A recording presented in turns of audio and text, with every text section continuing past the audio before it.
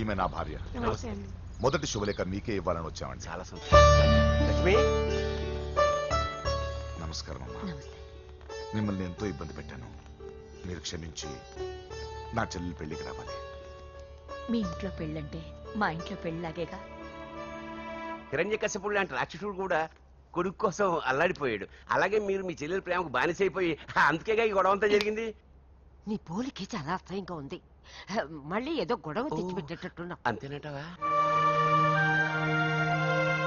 నువ్వు కూడా పెళ్లికి తప్పకుండా రావాలి బాబు.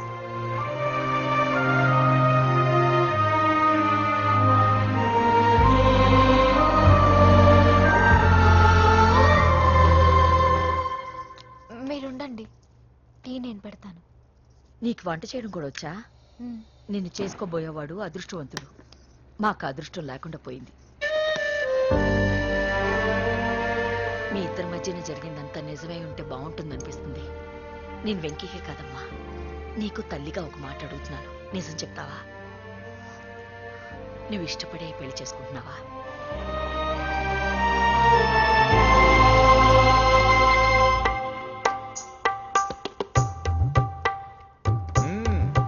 టీ చాలా బాగుందండి.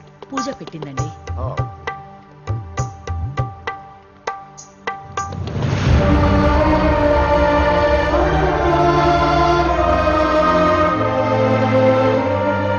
వద్దమ్మా, మా వెంకటప్ప నాయుడు బతికున్నప్పుడు ఇద్దరం కలిసి గంటకు టీ తాగేవాళ్ళం. ఆయన పోయిన తర్వాత నేను టీ తాగడమే మానేశాను. ఈ వయసులో కూడా ఆయన గుర్తు తెచ్చుకుంటున్నారంటే చాలా గొప్ప విషయం అండి.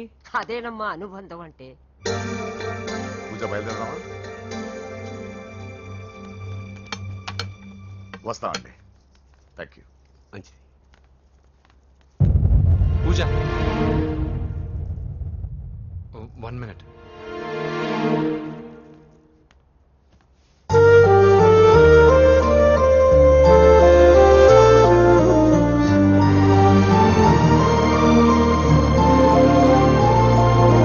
ప్రేమ, తొలి ప్రేమ, నీ చిరునామా ఏదంటూ నిన్నే వెతుకుతున్నా. నువ్వే దారి చూపించు. కసిరే నడి రాతిరి ఎటుగా నిన్ను దాచినా చేరగలేనా. లోకం నలువైపులాపే గిరిగీసిన దూసుకురాలేనా. జతగా నడిచిన నిన్నటి అడుగే నీ కోసం వస్తున్నా. ఇప్పటికిప్పుడు నిన్ను చూడాలనిపిస్తుంది. చెప్పక మిగిలిన మాటేదో చెబుదామనిపిస్తుంది.